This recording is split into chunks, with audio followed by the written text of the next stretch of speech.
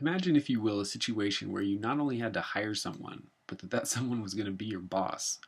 While this may sound strange, it's the plotline of one of the craziest scenarios to ever play out on the business stage. If you're a fan of Apple, you probably know that we're talking about the infamous situation between Steve Jobs and John Sculley. Way back in 1976, Steve Jobs and Steve Wozniak created Apple Computers. A year later, the company got a big investment in capital and their product went mainstream. 3 years after that, Apple went public, making the pair of 20 somethings millionaires several times over. While they were the co founders, they weren't the CEOs, though.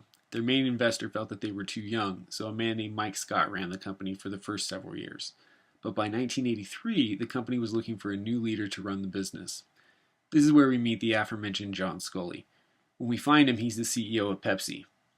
After initially refusing Apple's offer, he's had a change of heart due in part to being wooed by Steve for several months. Steve eventually got Sculley to agree with the classic line, "Do you want to sell sugared water for the rest of your life, or do you want to come with me and change the world?" Who could say no to that? As it turns out, though, this was probably the worst decision Steve would ever make. John Sculley ended up forcing him to resign from his own company not 2 years later. Take a moment and let that sink in. Steve built this company, made it successful, he hired the wrong person, and was forced to resign from the company he established. Talk about a bad hire.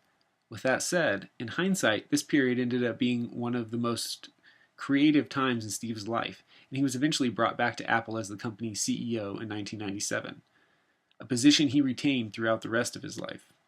When asked about the importance of hiring, he shied away from the macro issue of this controversy and instead went right to the heart of the topic of this training: small business startups. According to Mr. Jobs, when you're in a startup, the first 10 people will determine whether the company succeeds or not. Wow. No pressure. That story about Steve and John serves to underscore the importance of finding the right candidate. In that spirit, we've developed a training that provides a 10-step learning module that will help guide participants through the ins and outs of the hiring process.